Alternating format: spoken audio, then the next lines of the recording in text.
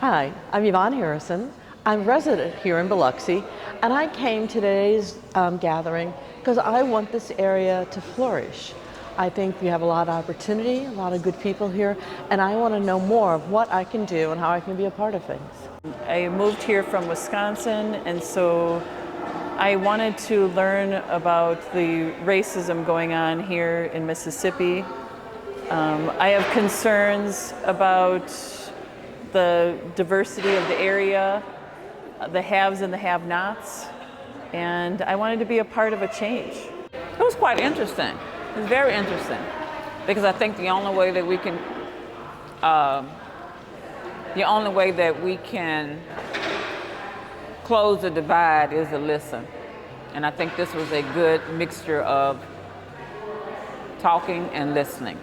Sometimes we do a lot of talking, don't do a lot of listening. I think it was a very dynamic event that we had here today. We heard people had opportunity to speak and share their mind in a very safe space that was open to hearing what people had to say and also to kind of synthesize.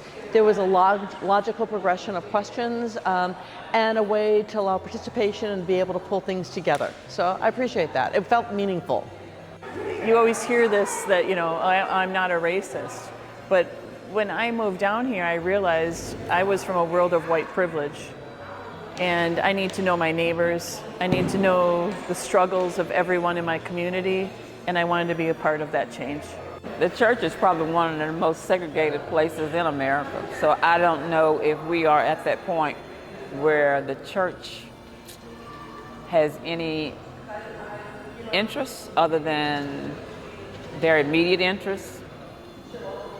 I don't know if the church is ready yet for that. There are some churches that have integrated, but there are not many.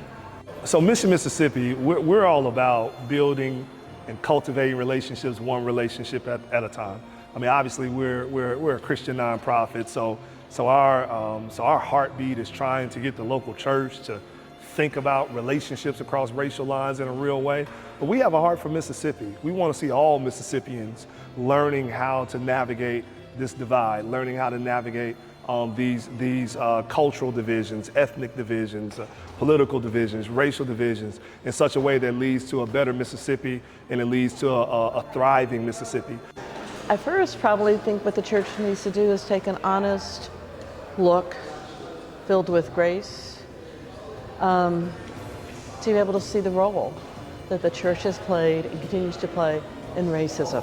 Back home, I was in a church that was a rainbow church, I guess you could say. All are accepting. The churches that I've tried, I've found that they are not inclusive of everyone. I just think that it's very important for us to start listening and stop screaming at each other. I think that, and stop paying attention to all the noise that's coming from other places, the external forces that we have no control over. I think you can say, oh, you know what, I want to be in shape, but do I want to diet? No. Do I want to exercise? No. Well then, then why? So what is it that I really do? So I think people have to believe that. You can't heal it if you don't believe it. So you have to have some understanding to be able to willing to hear that maybe that the truths that I thought are not truths. These series of meetings, this One Community series of meetings was really geared towards that. We wanted to paint a bigger picture, a broader picture of the story of race, reconciliation, and flourishing in our community. And I think we were able to do that over the course of these last couple of days. So big thanks to the Foundation for the Mid-South, big thanks to Kellogg for their support and making sure that we can tell a bigger story, a broader story, but a better story about our state.